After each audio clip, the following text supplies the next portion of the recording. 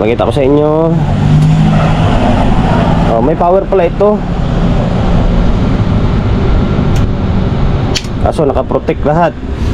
Ngayon, halos same lang ng proseso ang gagawin natin dito. Kaya ito binuksan ko na. Kasi bali pangalawang unit na ito nagagawin natin, Concert King na si DAS 1000. Ito yung isa, nabuo natin to. Bali pangalawa na, may tatlo pa.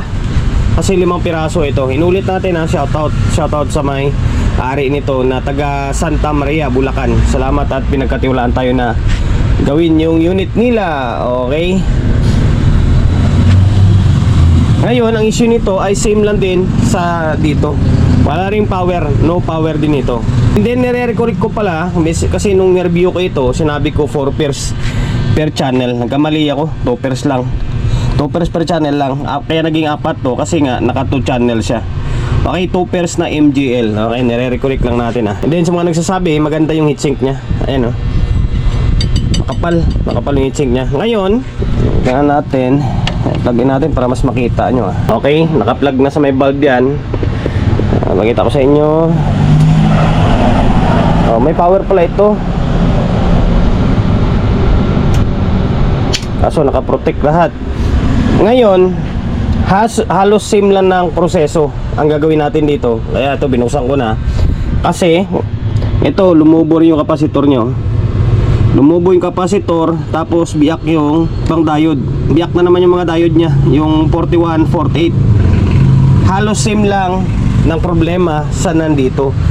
Ang ito lang kasi wala siyang display totally talaga. Wala siyang display. Ito naman may display, pero tingnan mo, halos naka-protect siya.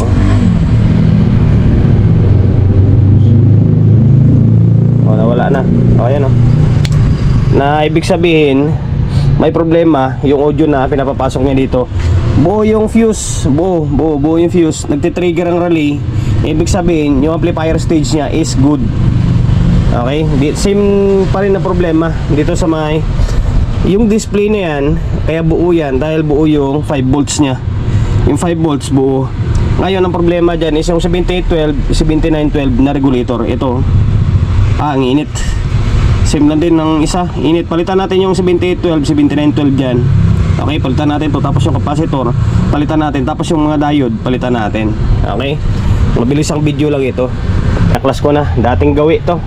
Katulad din ng proseso to ng paggawa natin ng isa na to. Okay, ngayon kung saan na yung banda. Ito naman, wala namang lumiyab na linya dito. Hindi katulad sa isa doon, naputol yung linya, lumiyab. Ito naman, wala. Kaya nagkaroon pa rin ng display dito. Pero papalitan pa rin natin to. Yan o, buntit pa rin o. Isa lang talaga tinitingnan ko dito kung bakit nagaganda sira to. Itong heatsink dapat nilagyan ng thermal paste para kahit paano is ma-absorb yung init. Okay, lagyan na lang natin ng kanyan, ng thermal paste. Tapos ito, palitan natin to. Sa previous nga natin 50 volts ang nilagay natin eh. Mas okay, mas mataas, mas okay yun. Kahit na 35 na 1000 microfarad pwede yun. Dito, although pwede naman, pasukot pa rin naman yung 25 dito eh. Ngayon, tanggalin ko to.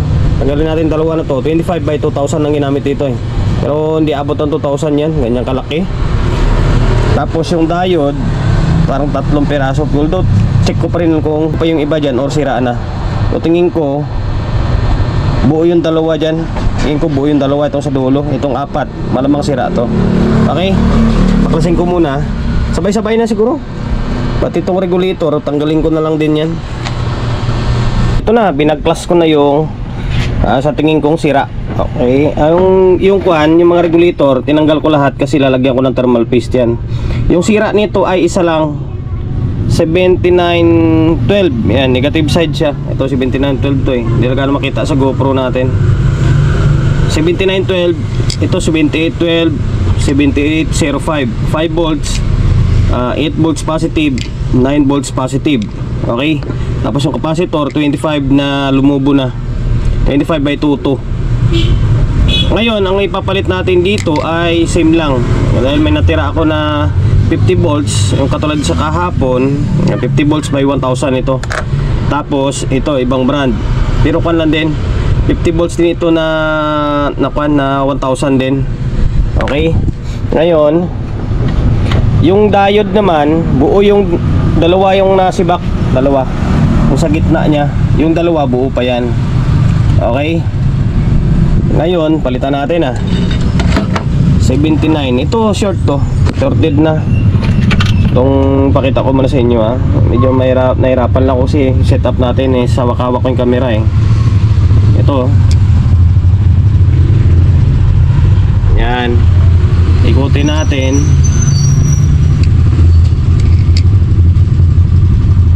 Ayan Okay.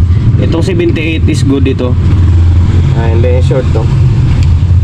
Okay. Palitan natin 79 12 negative para mas mabilis yung video natin. Napalitan na natin ng mga capacitor. Ito iba lang yung kulay nila.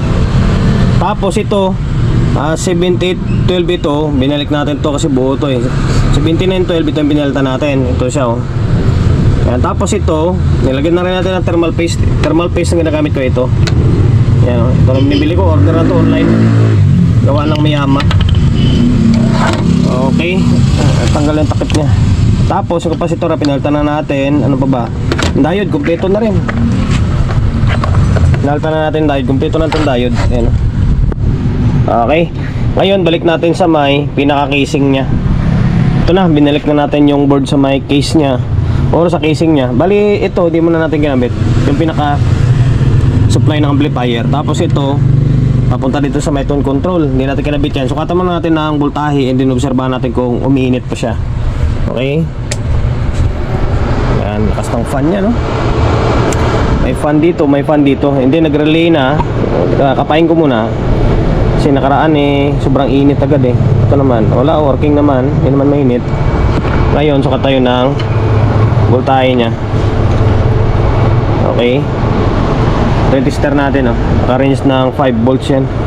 Dito ground, tapos positive. Ground positive. Ayan, meron siya. Positive 12. Ngayon, ito sa 5 para bago ako magbaliktad ng test probe. Ito 5 volts. Ayan, meron 5 volts. Tapos baliktarin ko kasi hindi tayo naka-digital. Magre-reverse yan pag negative. Ito negative na. Negative. Ito lang.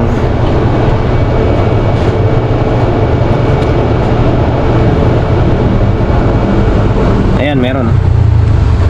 Ayan. Parang baba ng supply na negative niya.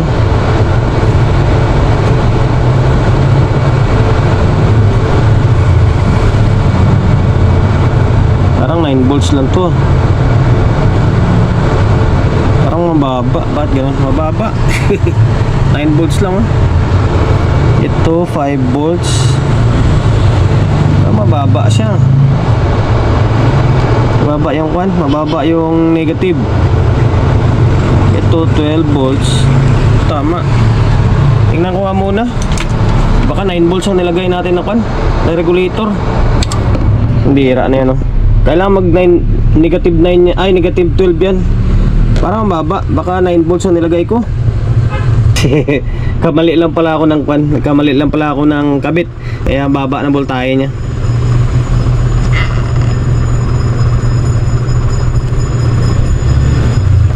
Okay, ngayon ulitin natin. Same procedure naman gagawin natin dito. Ulitin natin itong 12 na positive. Ayan, 12 na positive. Ngayon, i-reverse ko yung test probe natin. Ito. Tapos ito yung negative na. Negative 12. Ayan normal na Okay. Negative 12. Kompleto na. Kanina, yun 9 volts lang Although gagana pa rin naman yun. Kaso lang, siyempre tabingi. Okay. Ngayon, off natin muna. Balik ko ito. Balik natin. Kung iinit pa siya or Yan. Okay. Obserbahan ko muna dito. Baka mamaya umiinit. Wala naman na. Pwede na balik yung supply. Balik natin yung supply. Ayan, kompleto na lahat yan. Balik na yung supply ng amplifier. Okay. Kanina umiilaw lahat dito eh. Okay, nag-relay, nag-normal na. Kaya ka-normal na siya oh. Ngayon, ang gagawin natin dito ay magkabit tayo ng speaker syempre. And then audio source, tingnan natin kung may audio na. Sana may audio na para matapos na yung vlog natin. Okay?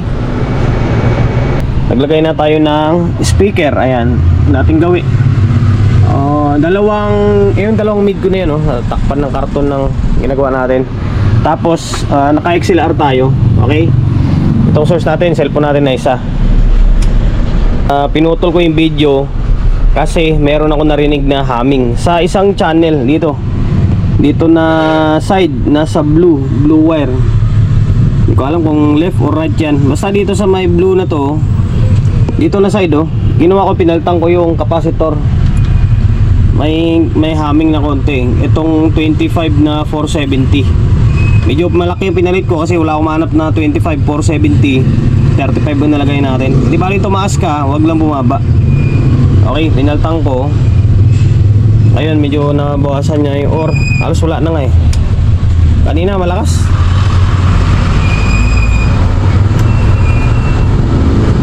Okay, wala na. Kanina may marinig talagang humming. Ngayon, eto naka-play na yung cellphone natin.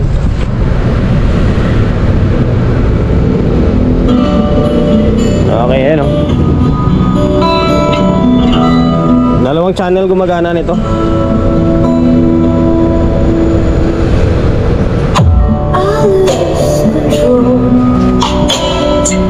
Matining din yung tunog niya. Maganda rin kasi may tone control pa siya eh. Kompleto pa, naka-bass, mid, and then treble siya. Dalawang channel yan, kung makikita nyo. Dalawa yung naka-indicate na signal. Yan o.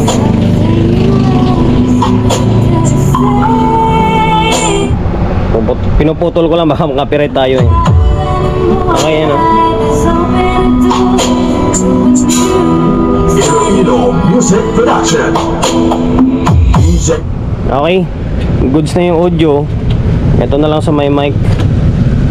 Kahit yung mic nito, wala namang problema eh. Sound. Check, mic testing. Check. Sound. Goods. Check.